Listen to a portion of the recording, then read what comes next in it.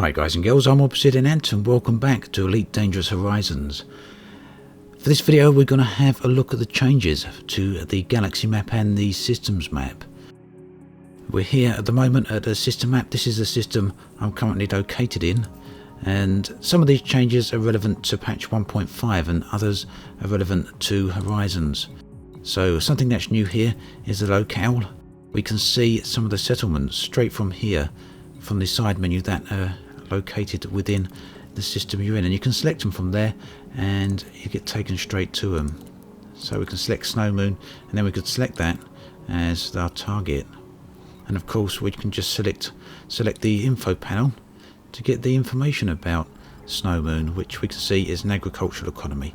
So that's the same sort of information we used to get, but it's organised a little bit differently now. We've got some stellar data down here, which I think used to be more near the top if I remember correctly. And of course if we select on planets, we've got the same information as usual, as well as the overview of the system itself. So if we go to the galaxy map, we can have a look here. Now we've got the Fsd Boost, which was an addition to patch 1.5. however, you couldn't use it in patch 1.5. You can now use it in Horizons. This is needed for synthesis. Synthesis is where you can craft enhancements from the materials you collect on planet surfaces, and what you do, you inject this into your Fsd fuel tank and it gives you a boost increase. So we've got no boost here. We can see our jump range is 27 light years. With a level 1 boost, that's quality 1, the different sort of materials you collect allow you to craft slightly better materials, or synthesis materials. So the more rarer the materials you collect, the better the quality will be. Level 2 quality allows us to jump to 41 light years, and the best quality allows us to jump right up to 55 light years in a single jump. Now that's limited, you can't keep doing it. I'm not sure yet if it's a one-off or if it's limited to the amount of materials and synthesis you're able to use. So what else have we got that's different? It's slightly organised, a little bit different here. You've got the same options, but the icons are different here. They only change to labels when you click on them. So again, this is all the same. Power play is power play. And the big difference here then is if we go into a system with a planet on where we can land. So let's try LFT 69.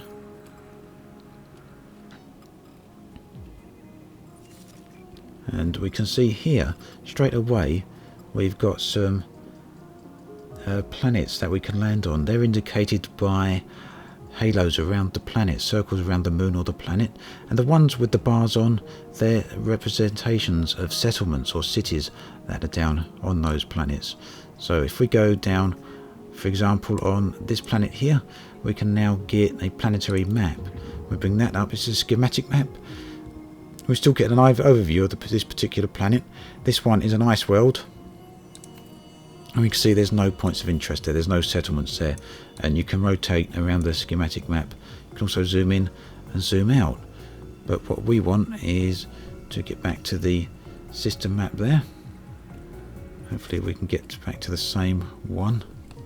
If not, I'll show you on a different map. It doesn't matter too much. Let's have a look on here.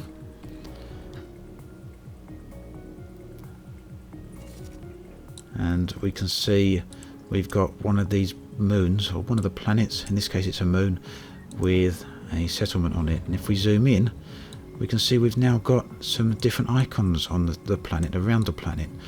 Now these small ones are just little bases. They can vary in size, but they're generally not particularly large. The big ones though are these larger city type of icons.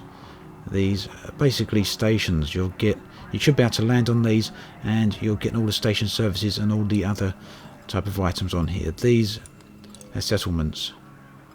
They could be hostile if you're hostile to that particular faction, or they may not be, but the size is different there. And on here you can see the surface settlements. Yeah, we've got the big hub there, and as we select them it rotates us around. We can actually select them as a destination here, or plot a route to that hub.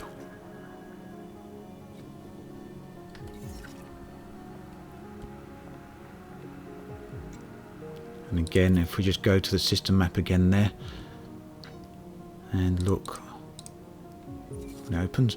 Look here, we can see the settlements that are in space: Barlow Station, Bliss Gateway, and we can see the planets that have settlements on the surface, or landfall planets. So these don't have settlements, but they do have landfall on them, meaning we can land on them. We can see there's no surface settlements there. So overall, not a massive change to how system and galaxy maps work, but a significant change, because obviously planetary landing is a very significant change, and we can see some of the surface of the planets from here now. A very brief video then, just covering the few aspects that have changed here. As always, thanks for watching, and I'll catch you guys and girls next time. The journey out here has been rather epic over the past few months. I've been out here now a very long time, still here on the other side of the galactic core, but now I'm slowly making my way back. With around 30,000 light years to go, it's probably still gonna take me a while, and I'm not sure if I'm gonna be back in time for planetary landings. Nonetheless, I've made a bunch of gorgeous discoveries out here,